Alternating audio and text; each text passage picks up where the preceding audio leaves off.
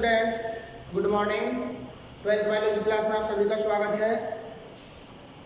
पिछले वीडियो में हमने लेसन नंबर 1 जीवों में जनन के अंतर्गत जनन की विभिन्न विधियों के बारे में अध्ययन किया था, जिसमें सेकंड विधि थी लैंगिक जनन। लैंगिक जनन में हम जीवन की विभिन्न प्रावस्थाओं के बारे में बातचीत कर चुके थे कि जीवों के जीवन में कौन कौन सी अवस्थाएं होती हैं। इस वीडियो में हम लैंगिक जनन के विभिन्न चरणों के बारे में अध्ययन करेंगे। तो इसमें नेक्स्ट टॉपिक है बेटा लैंगिक जनन के चरण या प्रावस्थाएं।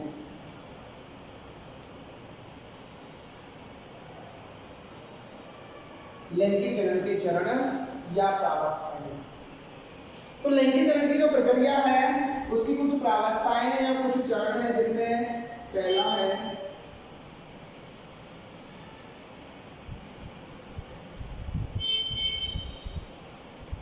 निषेचन पूर्व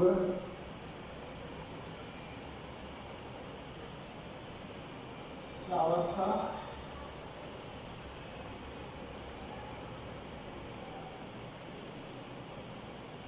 सेकेंड निषेचन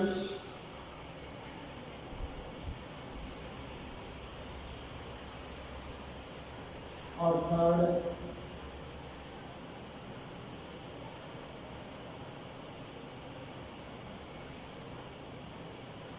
निषेचन पश्चात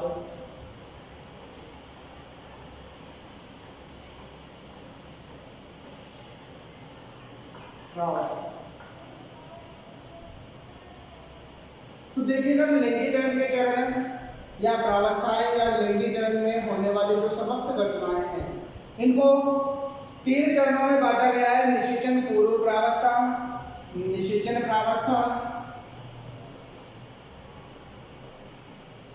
और निषेचन पश्चात प्रावस्था या निषेचन पश्चात होने वाली घटनाएं। देखो, निषेचन पूर्व यदि हम घटनाओं की बात करें तो इस प्रावस्था के अंतर्गत निषेचन से पहले होने वाली समस्त घटनाओं को सम्मिलित किया जाता है। तो निषेचन से पहले संपन्न होने वाली जो घटनाएं हैं उन्हें 2 भागों में बांटा गया है। कैपिटल ए युग्मक जनन, या इसे बोलते हैं बेटा गैमेटोजेनेसिस। और सेकंड घटना या सेकंड प्रावस्था है युग्मक स्थानांतरण।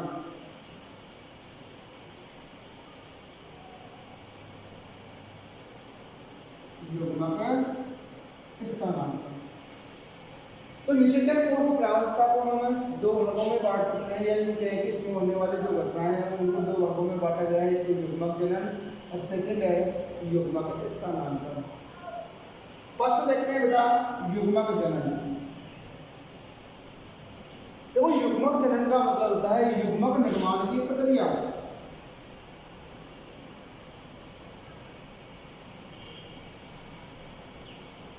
युग्मक निर्माण की प्रक्रिया क्या कहलाती है बेटा? युग्मक जनन कहलाता है। ये जो युग्मकों का निर्माण होता है वो अगुणित जीवों में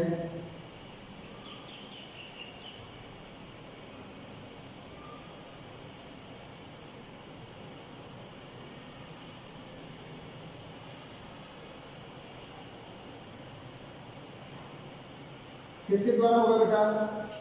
अर्धसूत्री समसूत्री युग्मन के द्वारा।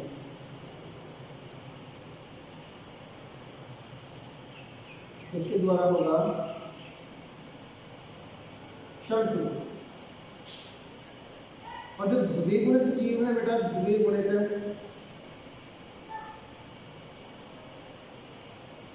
जीव, इन द्विगुणित जीवों में युग्मक निर्माण की जो प्रक्रिया है वो अर्धसूत्री विभाजन द्वारा होती है। तो यहाँ पर हम कह सकते हैं कि जीव चाहे अगुणित हो या द्विगुणित हो, जीव चाहे अगुणित हो या द्विगुणित हो, युग्मक हमेशा अगुणित ही होते हैं।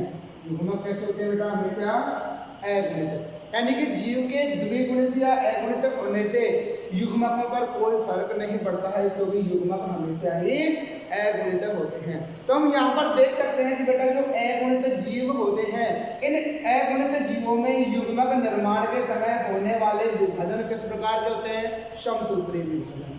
लेकिन द्विगुणित जीवों के परिप्रेक्ष्य में यदि हम देखें तो द्विगुणित जीवों में जो युग्मकों का निर्माण होता है उस समय होने वाले विभाजन किस प्रकार के होते हैं? अर्धसूत्री विभाजन। कौन से होते हैं? अर्धसूत्री विभाजन, क्योंकि युग्मक हमेशा ही कैसे होते हैं? अगुणित होते हैं। अब देखो ये जो युग्मक है, इन युग्मकों का निर्माण एक ही जनक में भी हो सकता है और दो अलग अलग जनकों में भी हो सकता है, क्योंकि हमने लैंगिक जनन में पहले देखा था कि नर व मादा युग्मकों में संलयन होता है और संलयन के फलस्वरूप अर्थात निषेचन के फलस्वरूप द्विगुणित युग्मनज बनता है। अर्थात हमने कहा था कि युग्मकों के द्वारा होने वाला जनन क्या कहलाता है? लैंगिक जनन कहलाता है। तो यहाँ पर देखो ये नर युग्मक और ये मादा युग्मक,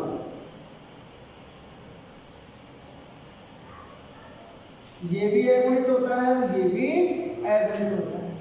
इन दोनों में संलयन होता है। संलयन का मतलब बेटा निषेचन होता है, और निषेचन के द्वारा एक द्विगुणित कोशिका का निर्माण होता है। उस द्विगुणित कोशिका को कहते हैं युग्मनज। क्या कहते हैं? युग्मनज। जो कैसा होता है? द्विगुणित होता है। कैसा होता है? द्विगुणित। तो यहाँ पर लैंगिक जनन में दो अलग अलग प्रकार के युग्मक भाग लेते हैं, ठीक है। इसीलिए लैंगिक जनन के अंतर्गत क्या आती है? विभिन्नताएं आती हैं। क्या आती हैं? विभिन्नताएं। तो मेरा कहने का मतलब ये है कि इन युग्मकों का निर्माण एक ही जनक के द्वारा या अलग अलग जनकों के द्वारा होता है। इस आधार पर जो जीव है वो दो प्रकार के होते हैं। एक तो एक लिंगी जीव या एक लिंगी प्राणी, और एक द्विलिंगी जीव।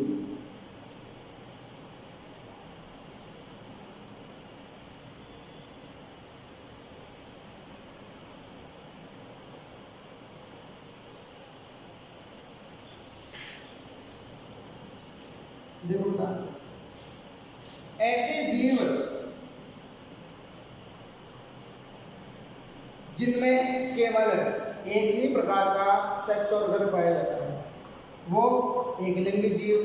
द्विलिंगी का मतलब ऐसे जीव जिनमें नर व मादा दोनों प्रकार के जननांग पाए जाते हैं, वो क्या कहलाएंगे? द्विलिंगी जीव। तो एक लिंगी का मतलब इस प्रकार के जो जीव है वो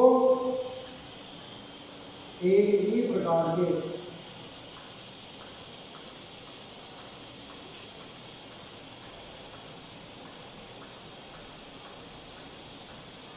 युग्मक उत्पन्न करते हैं। क्या करते हैं? एक ही प्रकार के युग्मक उत्पन्न करते हैं, चाहे वो नर युग्मक हो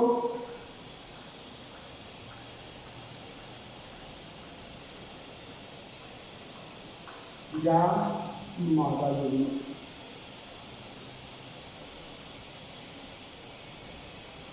क्योंकि इनमें नर जीव अलग होता है और मादा जीव अलग होता है। तो जो नर जीव होता है वो तो नर युग्मक उत्पन्न करेगा और जो मादा जीव होगा वो मादा युग्मक उत्पन्न करेगा। फॉर एग्जाम्पल जैसे यदि हम मानव की बात करें, उसकी बात करें बेटा मानव, तो मानव कैसा है बेटा? एक लिंगी। मानव कैसा होता है? एक लिंगी। कॉकरोच, कॉकरोच भी कैसे आता है, एक लिंगी। गाय,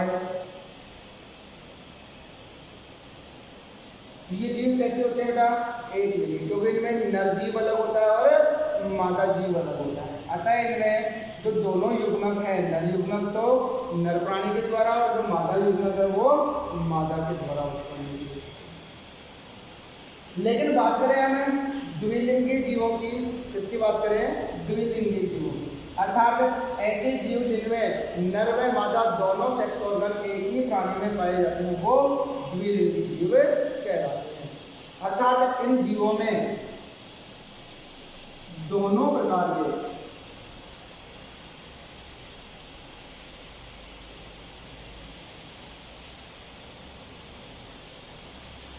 युग्मक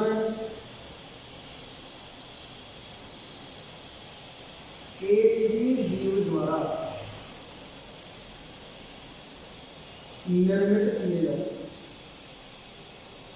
अर्थात नर युग्मक और मादा युग्मक, ये दोनों प्रकार के जो युग्मक है उनका उत्पादन एक ही जीव द्वारा किया जाता है। फॉर एग्जाम्पल जैसे केंचुआ,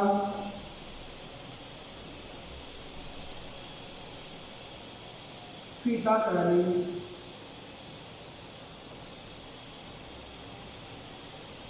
तो जो केंचुआ है वो कैसा होता है बेटा, द्विलिंगी जीव होता है। फीताकृमि है वो भी द्विलिंगी जीव होता है। तो यहाँ पर तो केंचुआ की यदि हम बात करें तो केंचुआ द्विलिंगी जंतु है, अर्थात ये नर युग्मक और मादा युग्मक दोनों का निर्माण एक ही जीव में होता है। तो इस प्रकार एकलिंगी जीव और द्विलिंगी जीवों के द्वारा युग्मकों का निर्माण किया जाता है।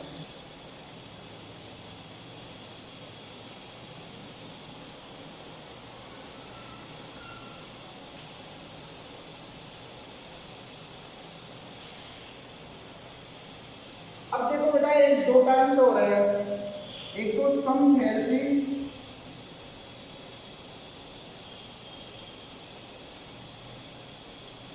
समथैलेसी प्रजातियां,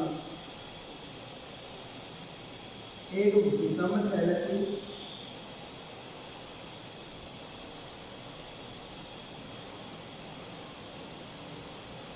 प्रजातियां।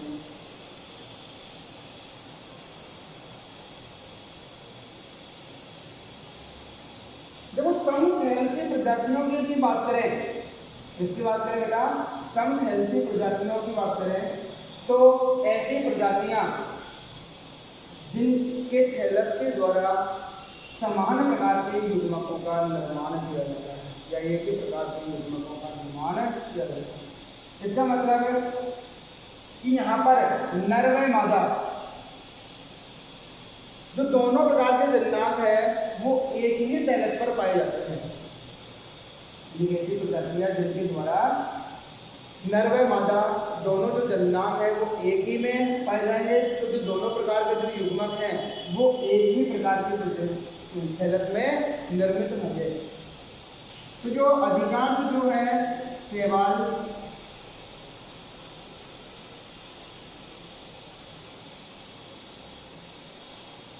ये जो शैवाल हैं वो कैसी होती हैं, समथैलेसी प्रजातियां होती हैं। बात करें हम विषमथैलेसी प्रजातियों की तो ऐसी प्रजातियां जिनमें नर व मादा दोनों जननांग अलग अलग थैलसों पर पाए जाते हैं। इस पर पाए जाते हैं अलग अलग थैलसों पर। फॉर एग्जाम्पल जैसे मार्केंसिया,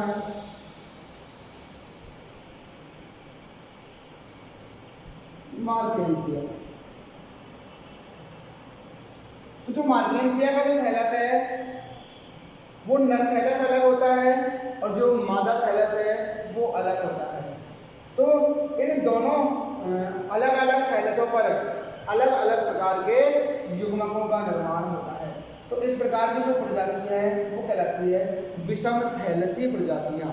विषम नाम से स्पष्ट है, विषम का मतलब अलग अलग और थैलस का मतलब है उनका पादप शरीर। तो दोनों प्रकार के जो जननांग है वो अलग अलग थैलस पर पाए जाते हैं।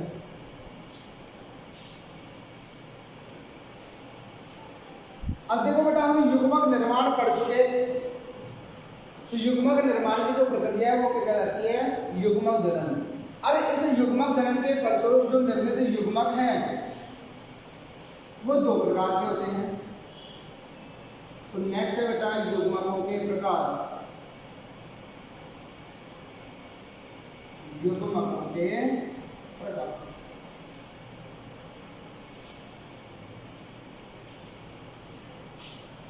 देखो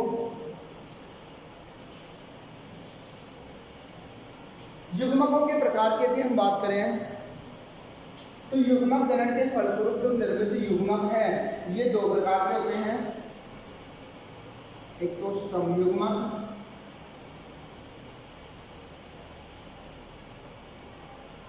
और दूसरा है बेटा विषम युग्मक।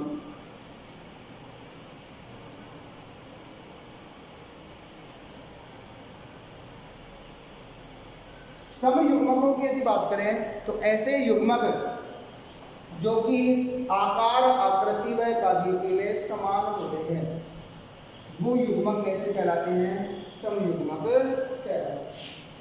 तो ऐसे युग्मक जो आकार, आकृति व कार्य की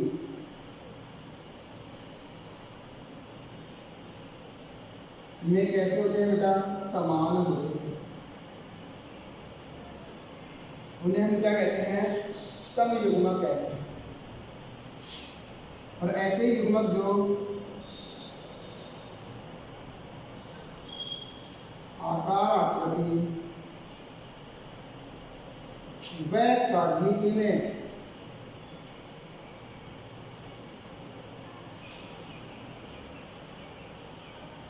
समान नहीं होते हैं, ऐसे युग्मक जो न तो आकार में, न आकृति में, न ही कार्य की में क्या हो, समान नहीं हो, उन्हें विषम युग्मक कहते हैं। क्या कहते हैं, विषम युग्मक। फॉर एग्जाम्पल जैसे यदि हम बात करें समयुग्मकों की, तो जैसे शैवालों की बात करें,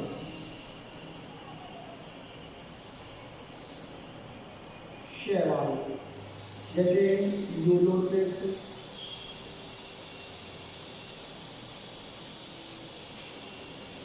यूलोट्रिक्स है, क्लेमाइडोमोनास है, ठीक है। तो इन शैवालों में निर्मित युग्मक आकार, आकृति व कार्य के समान होते हैं, इसीलिए वो कहलाते हैं समयुग्मक। क्या कहलाते हैं, समयुग्मक। लेकिन बात करें हम मानव की, इसकी बात करें बेटा मानव। मानव एक थियोफाइसी का शैवाल है, फ्यूकस। फ्यूकस का एक क्या है, एक शैवाल है। तो मानव का एक प्रकार है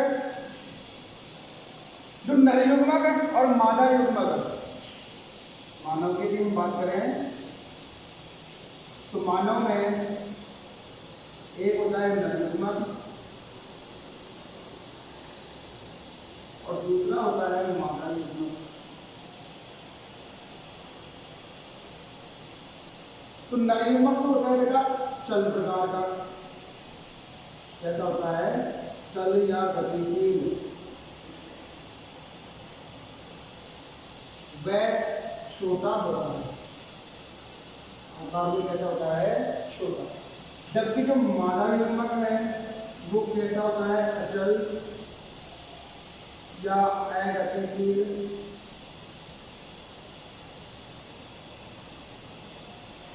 वह बड़ा होता है। कैसा होता है, बड़ा। तो कुल मिलाकर बात यह है कि जहां भी विषम युग्मक होंगे तो ये आकार, आकृति में क्या होंगे, अलग अलग होंगे, जिनमें से एक छोटा होगा, दूसरा बड़ा होगा। जो छोटा होगा वो तो नर युग्मक कहलाएगा और जो बड़ा होगा वो मादा युग्मक कहलाएगा। तथा कार्य में भी समान नहीं होते हैं। कार्य में समान होता है, जो नर युग्मक है वो तो कैसा है, गतिशील चल प्रकार का होता है, और जो मादा युग्मक है वो कैसा होता है, अगतिशील होता है। लेकिन यहाँ पर हमने समयुग्मकों में देखा कि निर्मित जो दोनों युग्मक हैं या सभी युग्मक आकार, आकृति और कार्यविधि में भी कैसे थे, समान प्रकार के थे, यानी समान आकार आकृति के थे और सभी कैसे थे, चल प्रकार के थे। कैसे थे, चल प्रकार, इसलिए उन्हें कह दिया समयुग्मक। लेकिन यहाँ पर जो विषम युग्मक है वो आकार, आकृति और कार्यविधि दोनों में असमान होते हैं, इसलिए उन्हें विषम युग्मक कहते हैं। जैसे कि मानव के युग्मक और फ्यूकस नामक शैवाल के युग्मक। तो फ्यूकस नामक शैवाल में जो नर युग्मक है,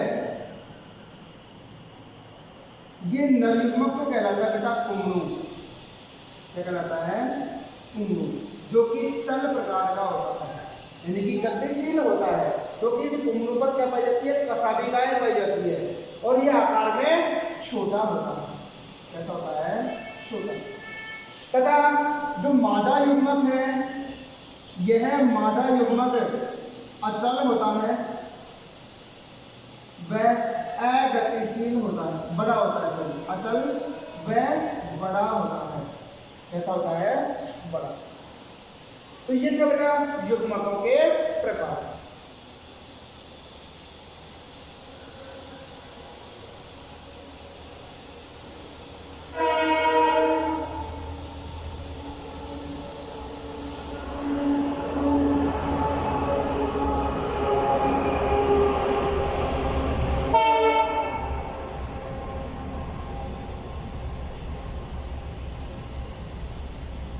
नेक्स्ट देखिएगा, निषेचन पूर्व प्रावस्था या निषेचन पूर्व होने वाली घटनाओं के अंतर्गत सेकंड है युग्मक स्थानांतरण। युग्मक स्थानांतरण का मतलब होता है कि जो युग्मक है, इन युग्मकों का एक दूसरे के समीप पहुंचना।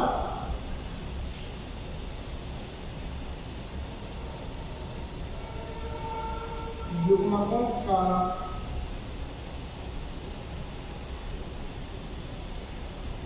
एक दूसरे के समीप पहुंचना क्या कहलाता है बेटा, युग्मक स्थानांतरण कहलाता है। क्योंकि हमने युग्मक चरण पढ़ चुके, युग्मकों का निर्माण हो गया और युग्मक निर्माण के पश्चात निषेचन की संभावना को पूर्ण करने के लिए या निषेचन को पूर्ण करने के लिए इन युग्मकों का एक दूसरे के समीप पहुंचना जरूरी होता है। यह प्रक्रिया कहलाती है युग्मक स्थानांतरण। क्या कहलाती है, युग्मक स्थानांतरण।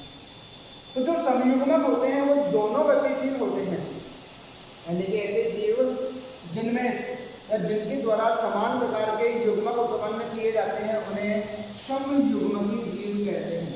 क्या कहते हैं बेटा, उन्हें समयुग्मकी जीव। और इन समयुग्मकी जीवों के अंतर्गत बनने वाले जो दोनों युग्मक हैं, ये यूं कहें कि सभी जो युग्मक है वो चल प्रकार के होते हैं। कैसे होते हैं, चल प्रकार के। तो इसमें नर युग्मक व मादा युग्मक दोनों प्रकार के युग्मक चल प्रकार के होने के कारण ये भी चल होता है और ये भी चल युग्मक होता है। तो दोनों युग्मक चल प्रकार के होने के कारण दोनों ही चलकर एक दूसरे के समीप पहुंचते हैं। ठीक है, और एक दूसरे के समीप पहुंचने के पश्चात क्या होगा, युग्म निषेचन होगा, अर्थात युग्मक संलयन होगा और युग्मक संलयन के द्वारा द्विगुणित युग्मनज का निर्माण होगा।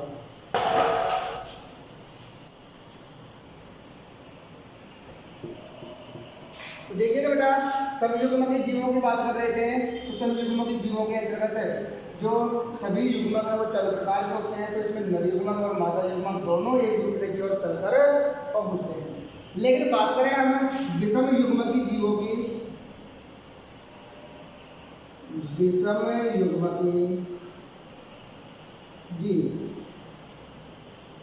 इन विषम युग्मकी जीवों में नर युग्मक तो कैसा होता है बेटा, चल प्रकार का, और जो मादा युग्मक है ये कैसा होता है? अचल प्रकार। कैसा होता है? अचल प्रकार। अर्थात विषम युग्मक जीवों में नर युग्मक चलकर कहाँ तक जाता है? मादा युग्मक तक। निषेचन के लिए जो नर युग्मक है वो चलकर मादा युग्मक तक पहुंचता है। यह प्रक्रिया क्या कहलाती है? युग्मक स्थानांतरण कहलाती है।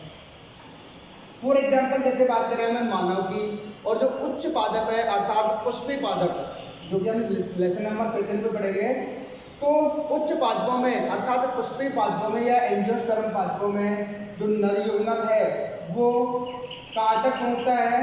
मादा युग्मक तक। कहाँ पहुँचता है? मादा युग्मक। तो यहाँ पर जो पुष्पी पादप है इनमें नर युग्मक भी अचल होता है और जो मादा युग्मक है वो भी अचल होता है। दोनों ही अचल होते हैं। क्या होते हैं बेटा?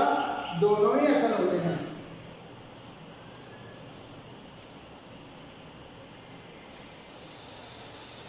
बात करें हम एंजियोस्पर्म पादपों की,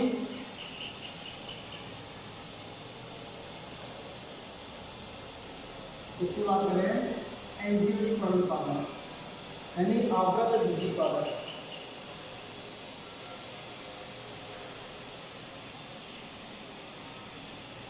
तो आवृत बीजी पादपों में नरजन्नांग का प्रतिनिधित्व करते हैं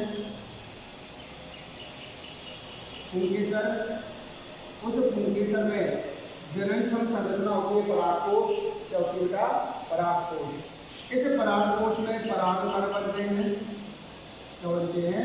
परागकण। इन परागकणों का अंकुरण होता है और अंकुरण के द्वारा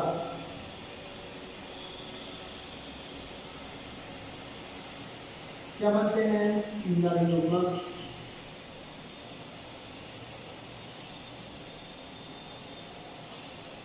वह परागनली। इस अंकुरित परागकण को नर युग्मकोद्भिद कहते हैं। अंकुरित परागकण को नर युग्मकोद्भिद, जिसमें 2 नर युग्मक और एक परागनली उपस्थित होती है।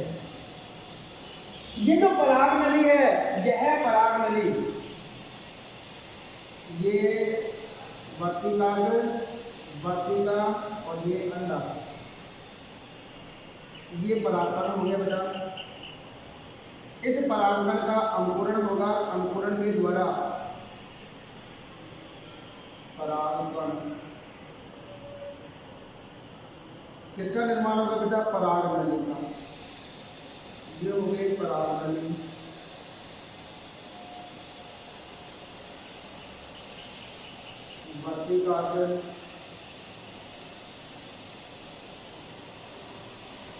वर्तिका और अंडा।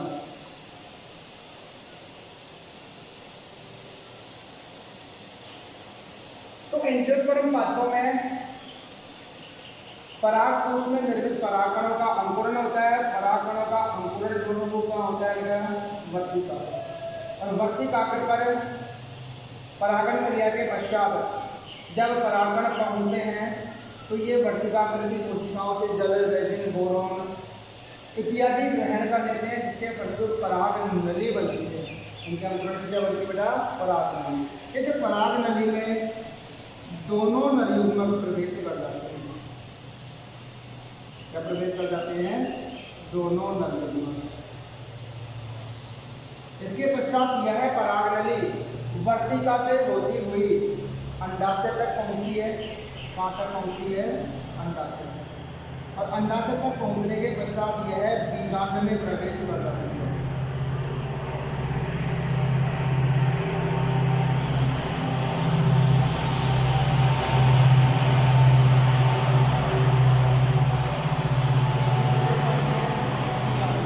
और बीजांड में प्रवेश करने के पश्चात यह बीजांड में उपस्थित भ्रूणकोश कहाँ जाती है? भ्रूणकोश।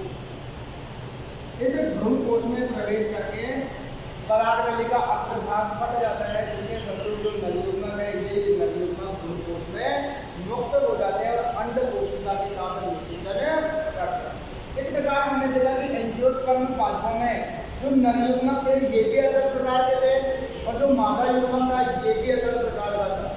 लेकिन युग्मक स्थानांतरण की जो प्रक्रिया हुई वो किसके द्वारा हुई बेटा? पराग नली के द्वारा। किसके द्वारा हुई? पराग नली। अर्थात नर युग्मक को मादा युग्मक तक ले जाने का कार्य किसने किया? पराग नली। इसीलिए जो एंजियोस्पर्म पादप है इनमें नाल युग्मनी या साइफोनोगेमस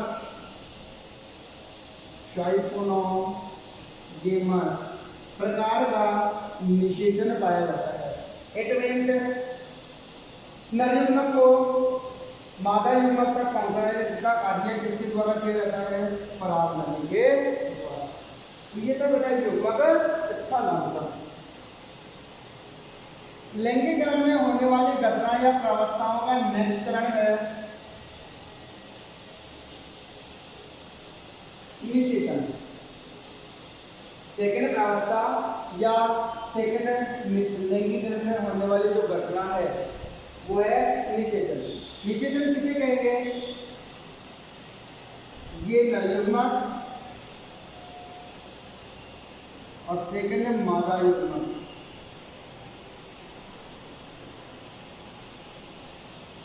नर युग्मक और ये मादा युग्मक, इन दोनों युग्मकों के केंद्रकों में संलयन, केंद्रकों में संलयन की प्रक्रिया क्या कहलाती है? निषेचन कहलाती है। क्या कहलाती है? निषेचन। और निषेचन के द्वारा द्विगुणित युग्मनज का निर्माण होता है। उसका निर्माण होता है द्विगुणित युग्मनज। अब देखो जो निषेचन है ये निषेचन दो प्रकार का होता है। कितने प्रकार का होता है निषेचन? दो प्रकार का।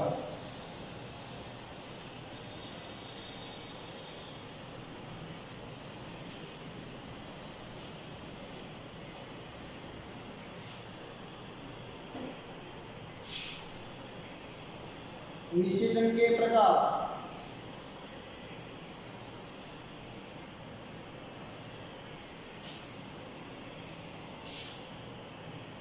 तो बाह्य निषेचन,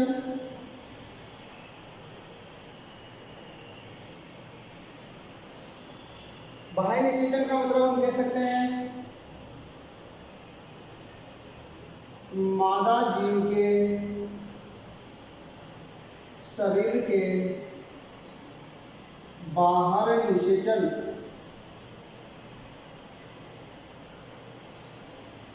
तो क्या होगा?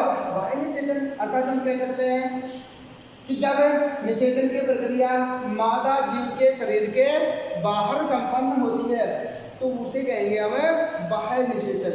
और बाह्य निषेचन की जो प्रक्रिया है वो कुछ मछलियों में उभयचर जीवों में जैसे कि मेंढक वगैरह में पाई जाती है। और दूसरे प्रकार का निषेचन होता है आंतरिक निषेचन। आंतरिक निषेचन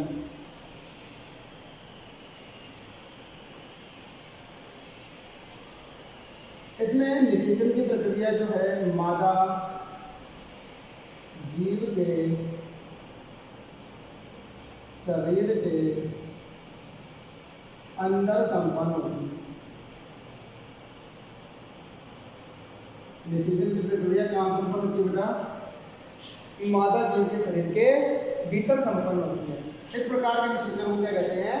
आंतरिक निषेचन कहते हैं। फॉर एग्जाम्पल जैसे मानव पक्षी है, कॉकरोच है,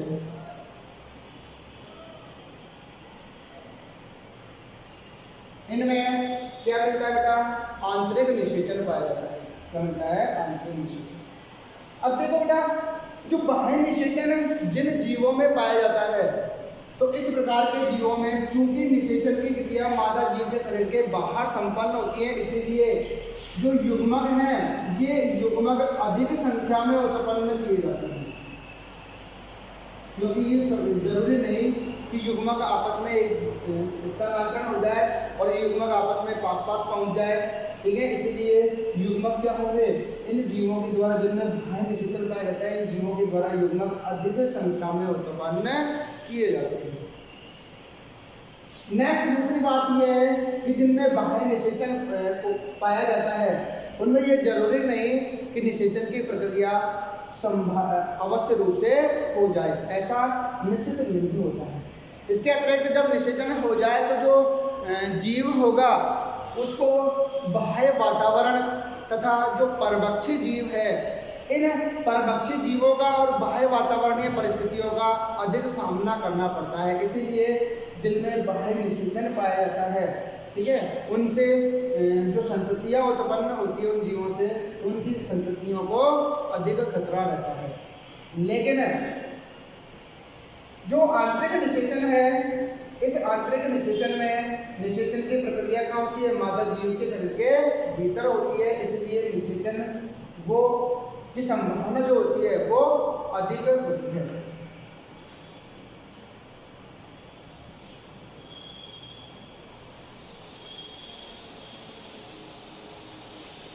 नेक्स्ट देखो बेटा, नेक्स्ट निषेचन पश्चात प्रावस्था। लैंगिक जनन के चरण में प्रावस्था हो गया, लैंगिक जनन में होने वाली घटनाओं के अंतर्गत तीसरा पद है निषेचन के पश्चात प्रावस्था या निषेचन के पश्चात होने वाली घटनाएं। तो निषेचन के पश्चात होने वाली जो घटनाएं हैं इनको दो भागों में बांट दिया। एक तो युग्मनज का निर्माण,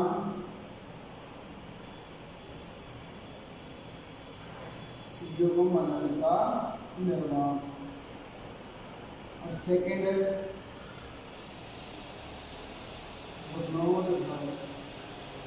या एम्ब्रियोजेनेसिस। देखो युग्मनज के निर्माण की बात करें तो हमने कहा कि निषेचन के पश्चात एक द्विगुणित कोशिका का निर्माण होता है। इस द्विगुणित कोशिका को क्या कहते हैं, युग्मनज कहते हैं। क्या कहते हैं, युग्मनज।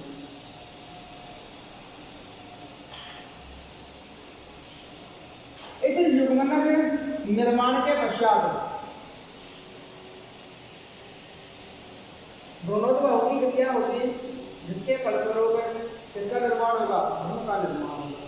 बात करें हम शैवालों की, शैवाल और कवक, इन शैवाल और कवकों में निषेचन के पश्चात बनने वाला जो युग्मनज है, यह युग्मनज अपने चारों ओर मोटी मिट्टी का निर्माण कर लेता है।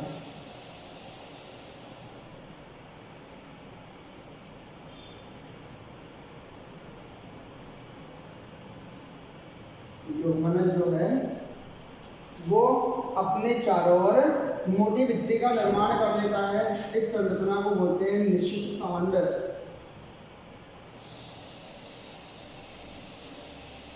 क्या कहते हैं, निषिक्तांड। अब यह निषिक्तांड प्रतिकूल परिस्थितियों में, कब बेटा, प्रतिकूल परिस्थितियों में अपने आप को जीवित बनाए रखता है, क्योंकि इसके चारों ओर निर्मित मोटी भित्ति जो है यह इसकी प्रतिकूल परिस्थितियों में सुरक्षा करती है। जैसे ही परिस्थितियां अनुकूल होती है तो इस निषिक्तांड में क्या होते हैं, अर्धसूत्रीय विभाजन होते हैं और इसका अंकुरण होता है। अंकुरण के द्वारा वापस एगोनिक पीढ़ी आ जाती है। लेकिन बात करें द्विगुणित जीवों में, उसकी बात करें द्विगुणित जीवों में, इन द्विगुणित जीवों के अंतर्गत निषेचन के फलस्वरूप निर्मित द्विगुणित युग्मनज में समसूत्री विभाजन होते हैं और समसूत्री विभाजन के द्वारा किसका निर्माण होता है, भ्रूण का निर्माण होता है। इस प्रकार निर्मित भ्रूण भी कैसा होता है, द्विगुणित होता है। कैसा होता है, द्विगुणित। देखिएगा,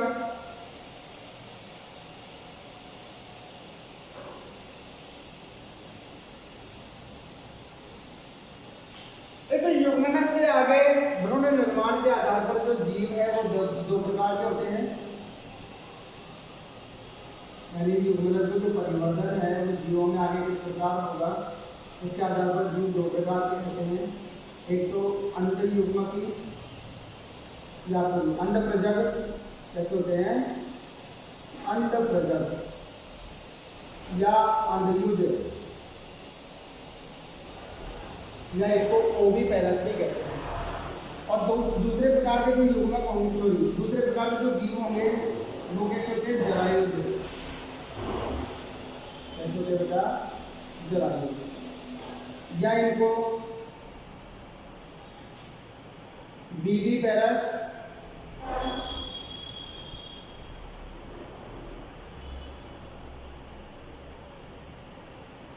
क्या बोलते हैं, बीवी पैरस, या इसको शिशु प्रजग भी कहते हैं, शिशु प्रजग।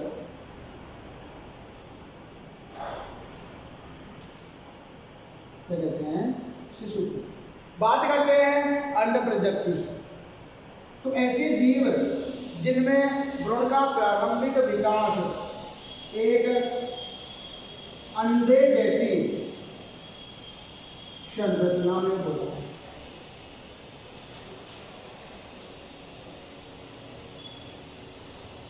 ऐसे जीव जिनमें युग्मनज का जो प्रारंभिक विकास है एक अंडे जैसी संरचना में होता है, वे जीव क्या कहलाते हैं, अंड प्रजग जीव कहलाते हैं।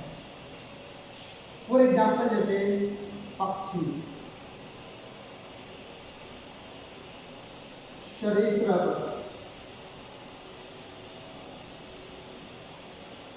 कुछ स्तनधारी,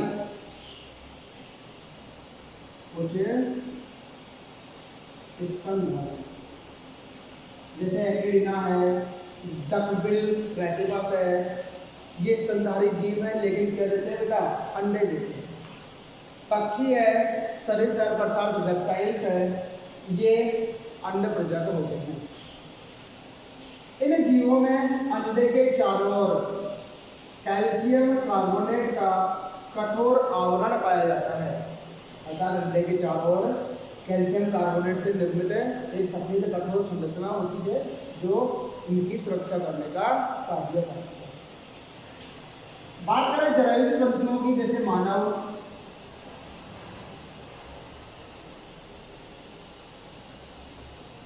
वह अधिकांश स्तनधारी।